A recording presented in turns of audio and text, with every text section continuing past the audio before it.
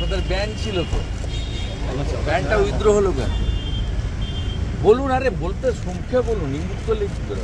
এই বিক্ষোভ চলছে, ব্যানটা উইথড্র হলো কবে থেকে জানতে চাইছি। মাননীয় অধ্যক্ষ আপনাদের বিধানসভা চলাকালীনও বুম বাইরে রেখে আসতে নির্দেশিকা জারি করেছিলেন এবং প্রেস সেন্টার অনুমোদন নিয়ে উনার করতে হবে এসব নির্দেশিকা জারি ছিল। হঠাৎ করে আজকে ক্যাম্পাসের মধ্যে আপনাদের ক্যামেরা বুম কেন আমি জানতে চাইছি, আমি জানি না।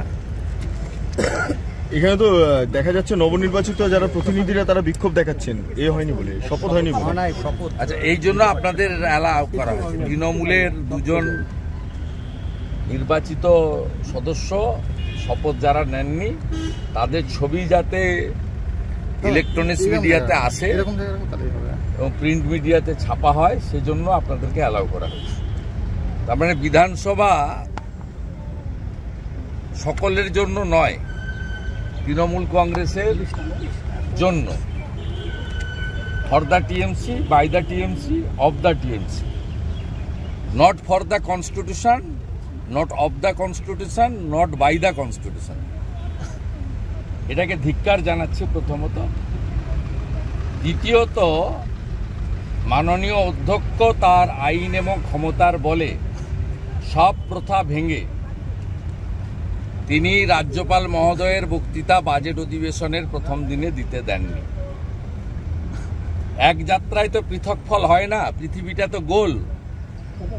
যেমন কর্ম করবেন তেমন ফল পাবেন।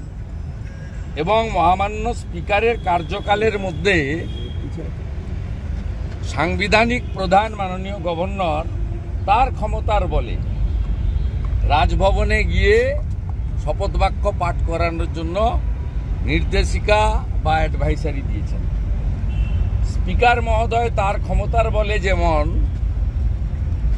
এবারের বাজেট অধিবেশনে রাজ্যপাল মহোদয়কে প্রথম বক্তৃতা দেওয়ার সুযোগ দেননি, যেহেতু অধিবেশনকে তিনি স্থগিত করেছিলেন, মানে অ্যাডজন করেছিলেন। ঠিক একই ক্ষমতার বলে, সাংবিধানিক ক্ষমতার বলে রাজ্যপাল যা করেছেন তার ক্ষমতা অনুযায়ী করেছেন।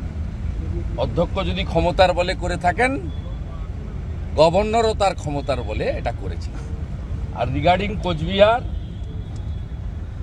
অমানবিক, বর্বর যে মুখ্যমন্ত্রী রাজ্যের মেয়েকে ভোট দিন বলে 21-এ ক্ষমতায় এসেছিল, তার আমলে মহিলারা অরক্ষিত এবং বিশেষ করে মুসলিম মহিলারা, এটা আজকে নয়, 2021 সালে রামপুরহাটের বকটুইতেও একইভাবে মুসলিম মহিলাদেরকে জ্বালানো হয়েছিল। যে মুসলিমরা 2021 সালে 91% আর এবারে 95% ভোট তৃণমূলকে দিয়ে ক্ষমতায় এনেছেন, তাদেরই কারোর বোন, কারোর দিদি, কারোর মা, কারোর মেয়ে রোশনারাকে যেভাবে তৃণমূলের গুন্ডারা বর্বরচিতভাবে বিবস্ত্র করেছেন, এটা সভ্য সমাজের লজ্জা। আন্তর্জাতিক স্তরেও সোশ্যাল মিডিয়াতে ঝড় উঠেছে এবং আপনারা শুনলে অবাক হয়ে যাবেন। প্রথম অভিযোগ ঘোকসাডাঙ্গা থানা নেয়নি, পরে এসপির হস্তক্ষেপে নিয়েছে এবং ঘোকসাডাঙ্গা থানার আইসিকে সরানো হয়েছে। 4 জনকে কালকে গ্রেপ্তার করেছিলেন, তার মধ্যে 2 জনকে সকালবেলা ছেড়ে দিয়েছেন। আর বাকি যে 2 জনকে ধরেছেন তার মধ্যে একজনের নাম এফআইআরে নেই, তিনি রোশনারার ক্লোজ রিলেটিভ। আমরা ইতিমধ্যে as a leader of opposition জাতীয় মহিলা কমিশন, জাতীয় মাইনরিটি কমিশন এবং ন্যাশনাল হিউম্যান রাইটস কমিশনকে আমি এক্ষুনি সই করব, খানিকক্ষণের মধ্যেই মেল করে টিম পাঠানোর জন্য অনুরোধ করব। একটু আগেই কোচবিহার জেলা বিজেপির সভাপতি মাননীয় বিধায়ক সুকুমার রায়ের মোবাইল থেকে আমার সঙ্গে বোনের কথা হয়েছে, তার পাশে আমরা সবাই আছি, এটা আমরা জানালাম।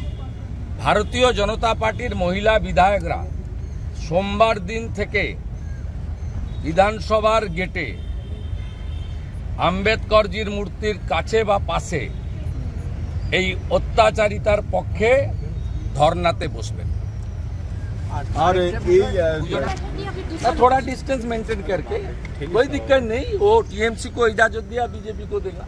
अच्छा दादा, दूसरा चीज ये लोग ये तो होना ही चाहिए। दादा ओथ को लेकर के जिस ये कोई पार्टी ऑफिस तो नहीं है, ये तो कॉन्स्टिट्यूशन का टेम्पल है। दादा, राजभवन के लिए बोला जा रहा है कि सेफ नहीं है महिलाओं के लिए, इसलिए शांतिका वहाँ नहीं जाएंगी। आज राजभवन से जो स्टेटमेंट आया, मुंह तोड़ जवाब दिया। हम लोग गवर्नर को सपोर्ट करते हैं, एक घटिया बात है। Central government should take appropriate action.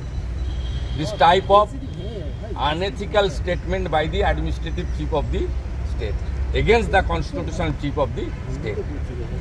दादा, हॉकर्स के लिए जो बोला जा रहा है कि दूसरी वो खत्म, पूरा खत्म, वो चैप्टर क्लोज।